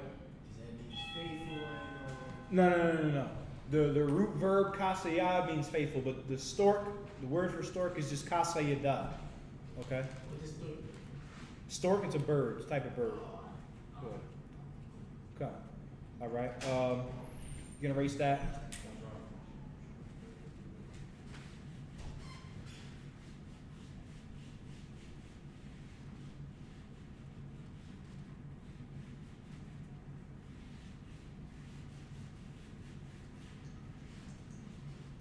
You all right? I just feel like good energy. So much energy, man. Okay. So much energy. Come on, no sweat. at least. Mm-hmm. Yao Bashim Yao Shah Brakta. All right, Shalom. All right. Heron, not heron, but heron, Heron, is another species of bird. The name for him is, go ahead, I'll let you write it out. Heron.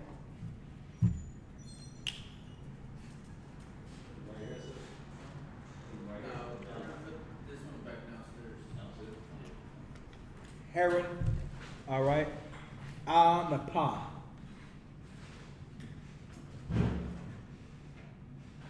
Shalom.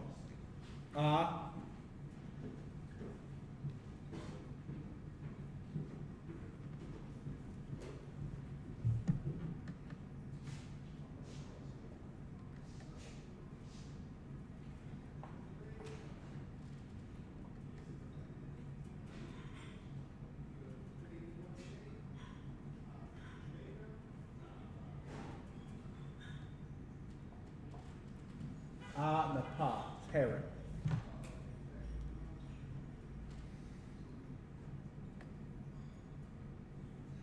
Okay.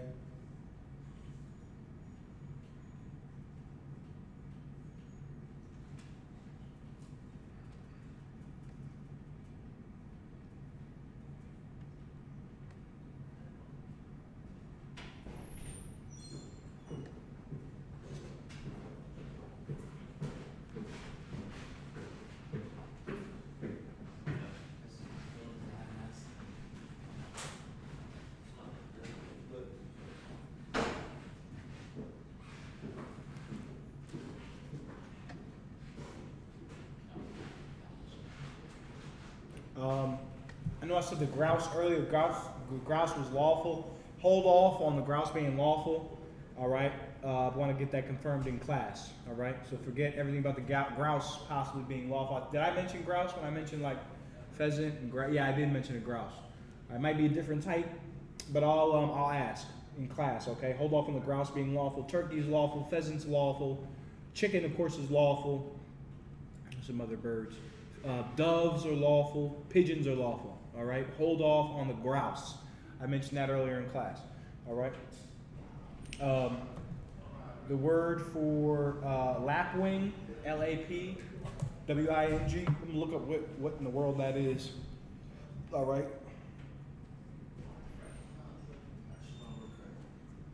Matter of fact, I'm gonna hold off on the lapwing. Just erase that. All right. I want to make sure. I think I had the rules correct.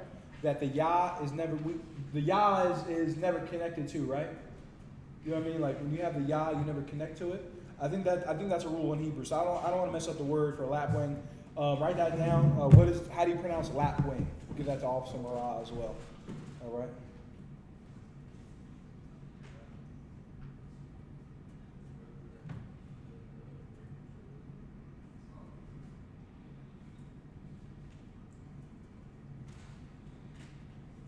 All right, so let's get the word for the bat.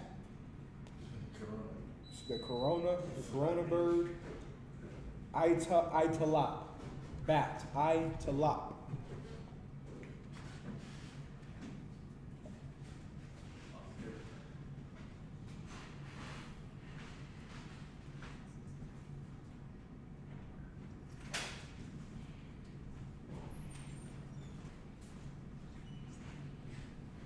Italop.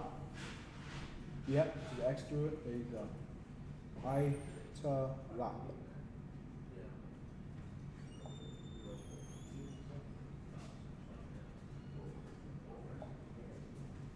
Okay, that's the bat. You definitely know.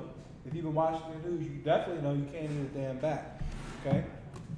They were one of the main harbingers of the coronavirus. They were the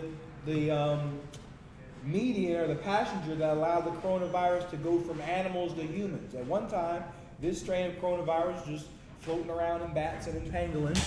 Somehow the bat crossed it over with the pangolin, and through eating the bat and or the pangolin, the coronavirus, COVID-19, okay, Kenneth Copeland voice, Slovakia, COVID-19 is spreading through the earth and killing and getting bodies.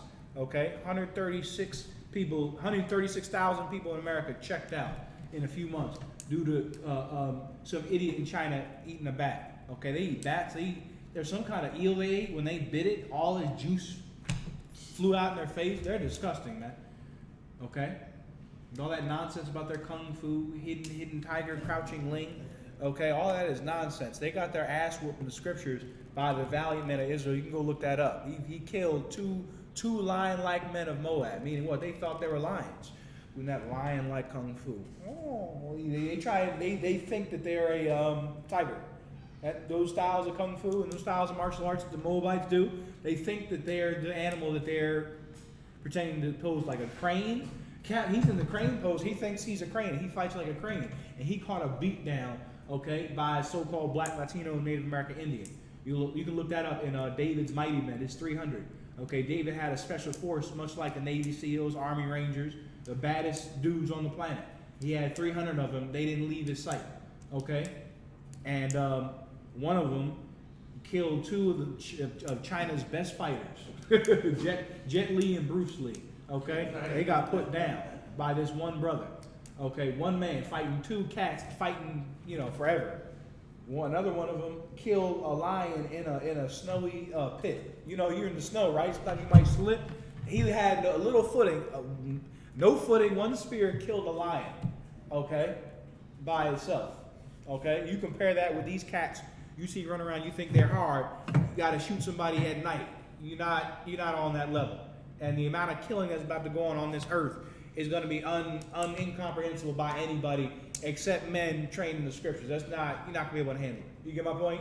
Men in the Bible were more ferocious than you can understand, more masculine than you can understand. When Samuel came in, he rode into a town. The town was scared. Like, you come for war or for peace? Hold on. Because the way he rode or how he rolled, how he looked was like, look, he's coming to put somebody to death. That's what the priest did. Okay? They were called out to a town. Somebody was dying for being a whore. Okay? People like Meg Thee Stallion, or who's that other nut that has that stupid red table? She castrated Snoop Dogg on the red table. Jada Pinkett Smith. Okay? A priest would have rolled into that town and cut her head off. Okay? And that would have been there would have been no red table or Facebook Live or entanglement. Okay? It would have been over. Okay? Priests and prophets of the Most High are terrible, like the Most High. All right? But again, in righteousness. All right? So that was a long sidebar. In any event, the bat is something that everybody knows you can't eat. Shalom, sir, Lord in Christ. The bat hides a lot. Okay? But again, with the men in the scriptures, everything was done lawfully. Okay? Murder wasn't something that happened in Israel. Okay? I'm going to skip down to Leviticus 11 and matter of fact, hold on 1 second. I missed a few insects. We're going to get regular insects now, the insects you know of today. All right? These insects that we're about to write down, Leviticus 11 and 22, these insects you can eat. They're insects you can eat, bugs you can eat. Okay, one of them is the locust. Okay? Arbath. Or Arba, Salakia. Arba.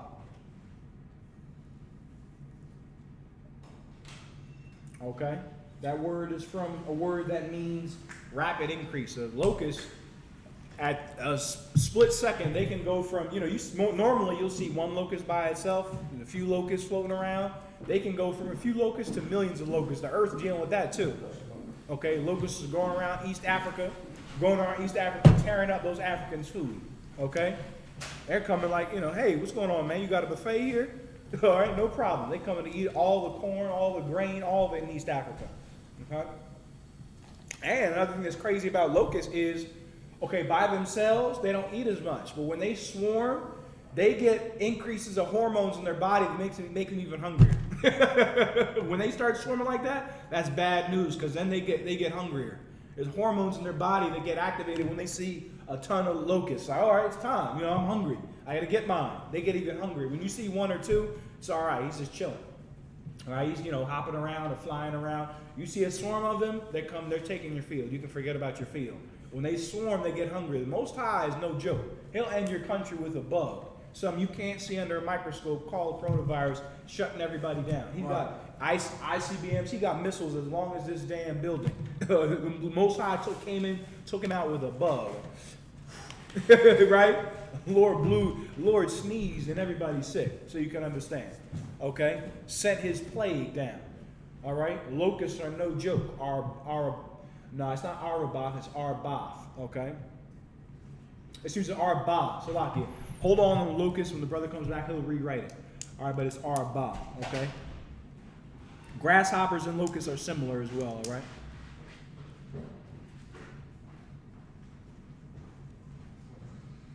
It's Arba, okay? Arba. So connect the. Get rid of the R, extra R as well. It's Arba. There's only one R.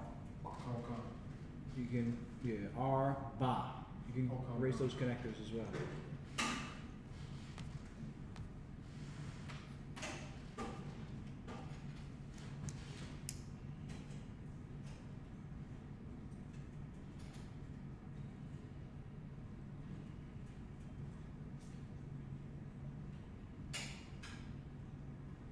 Arba. Yep, there you go. So, locust, okay?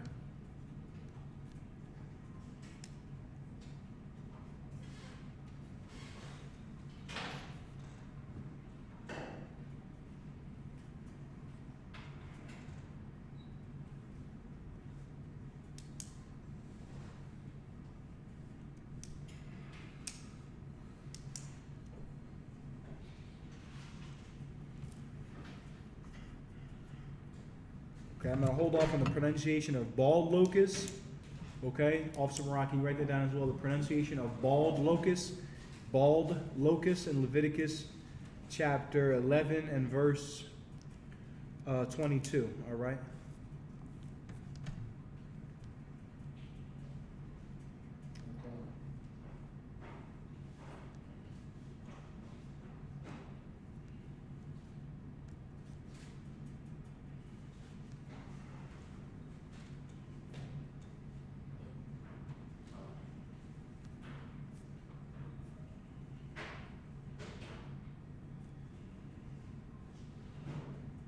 Okay. Slack it. Beetle, Beetle, beetle.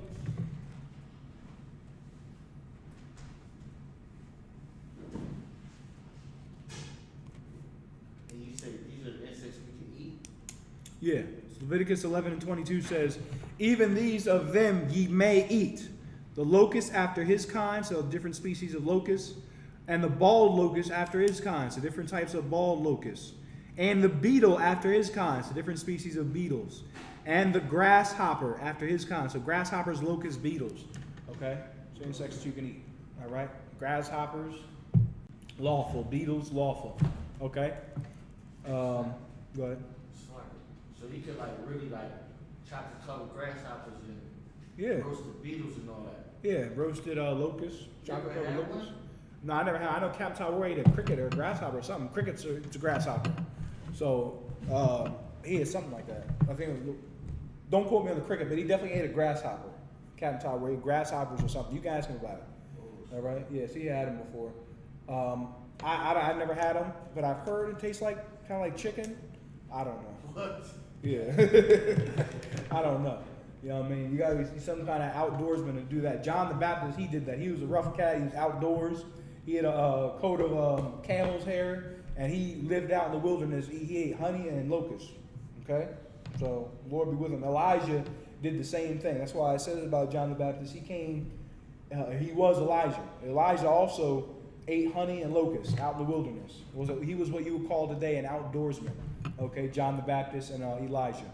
Okay? Beetle, Cargal.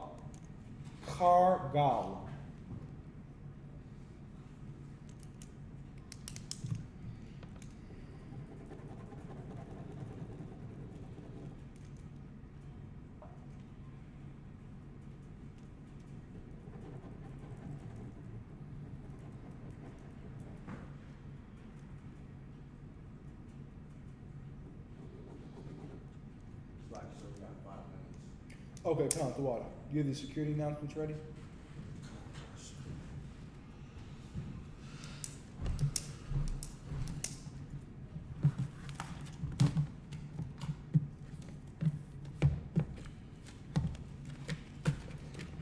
So for the insects that we can eat, we will cook them like anything else. Yeah, definitely cook them. Yeah, I wouldn't eat that raw. You don't eat chicken raw, right? It's not wise, right? Because they, through the handling of the meat, or through it just being something that was alive, it had germs and stuff on it, it's wise to wash it. Okay, I've never read a scripture where they ate raw meat, but I did read when Esau ate raw meat. I'm not saying it's unlawful. You can have like sushi if it's from a lawful fish. You can have sushi. Steak tartare, the steak that they just cut in thin slices and cook with they just put lemon on it, that's lawful. I'll be careful, okay, because you definitely don't want to get sick right now, for sure, but that's lawful. As long as the sushi, you know what's good? The salmon sushi, where they roll it in the rice, but it's got roasted salmon in the middle, they got some kind of chipotle kind of sauce in it, or on it, yeah, it's good, you know what I mean? So that's lawful, okay, but I generally get my sushi, I get it cooked. Like I said, the salmon in the middle is cooked, it's roasted, and they put it in there with they got the rice patty or whatever, the rice roll, and they got the you can put ginger, they got fresh ginger in it. You can put it in it or whatever, and a sauce in it too. It's good. All right. Was that something? Oh, eating raw meat. Yeah. So of course that's the lawful, and just a general recommendation. I would do that moderately because you're gonna get sick if you keep eating it, especially in this kingdom. You get my point? Where they just, as you can see, they didn't know. Apparently, they didn't know washing hands was until just recently. I never heard white people talking about washing hands as much till now. They leave the bathroom, no hands washed. Take dumps, don't wash their hands. Work on the job, don't wash their hands. Pick their ear, their butt crack, don't wash their hands. So these people have been dirty for a long time.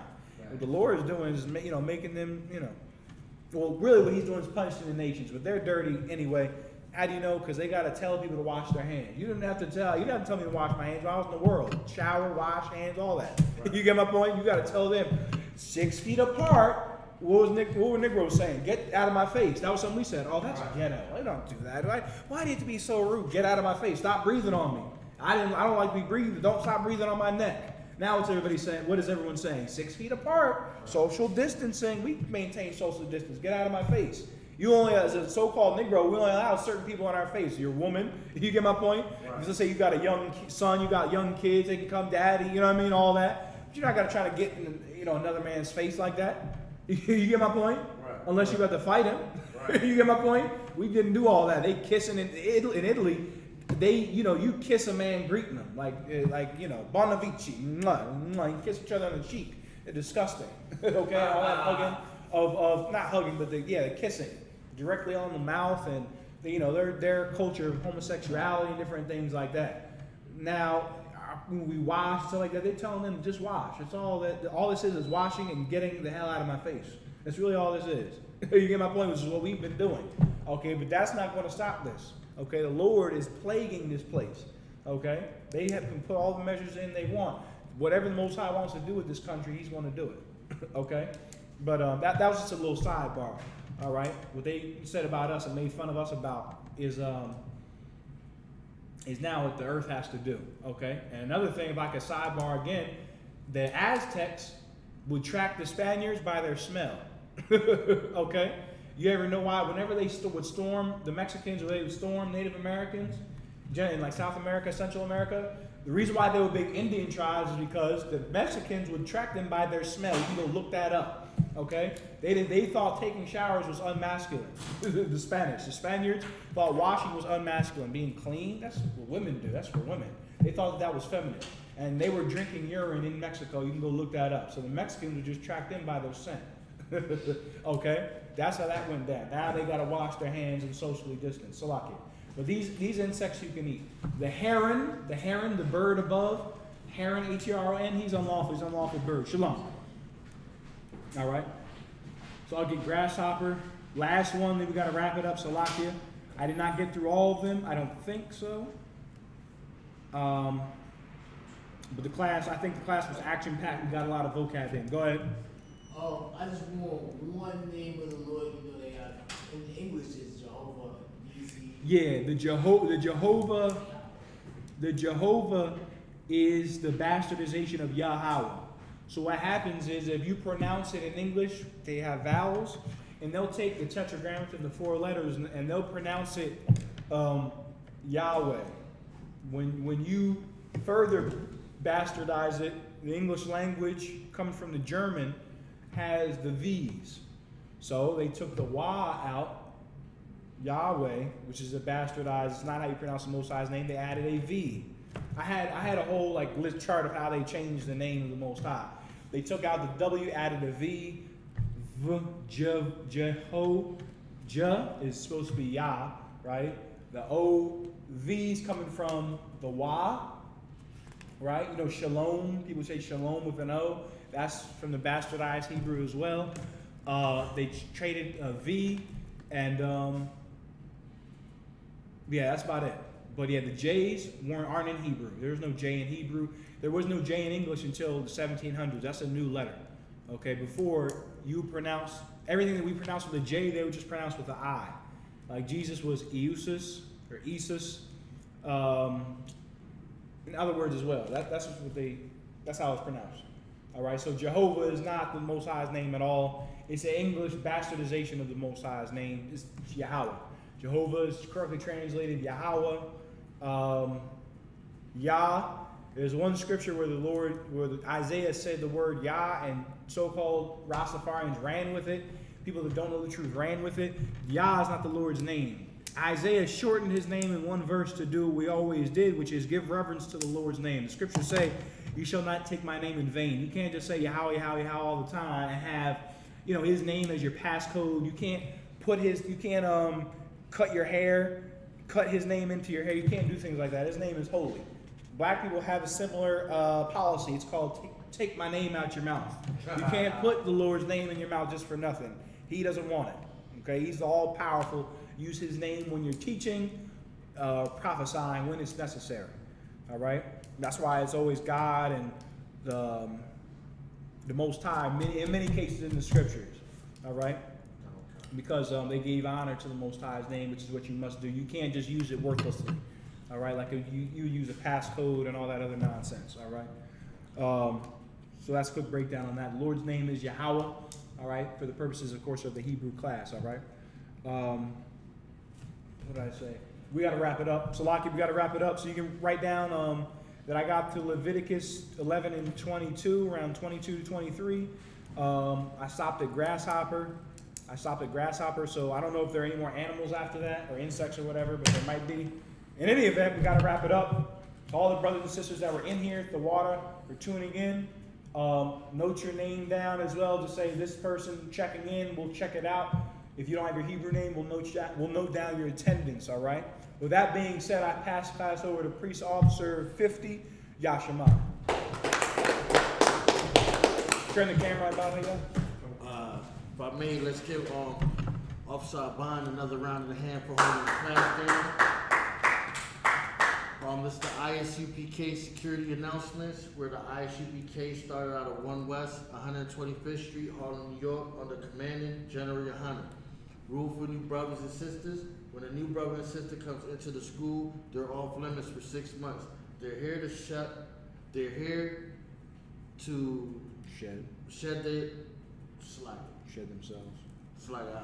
They're here for 6 months. They are to be saluted only. They're here to shed themselves of the world. If they need transportation, the teacher will arrange it. After 6 months, if a brother or sister has an interest in a particular person, he or she must get permission from the head to speak to the brother and sister. There's another 6 months in which the brother and sister will court each other, and after the 6 month period, the brother and sister will get permission from the head to marry. Tithes, which is the commandment, you can find that in the book of Numbers, chapter 18, verse 21, and the book of Malachi, chapter 3, verse 8 through 10. Ma'ashara means tenth in Hebrew. Tenth of every penny increase the Lord gives you, give to the Treasury Department. Priest funds, free will offering, not mandatory. So whatever priest you want to give a couple ones to, You know what I'm saying? You just put the bread in an envelope, write the priest's name in there, drop it in the donation box, and the funds will get to the brother. Any amount you desire.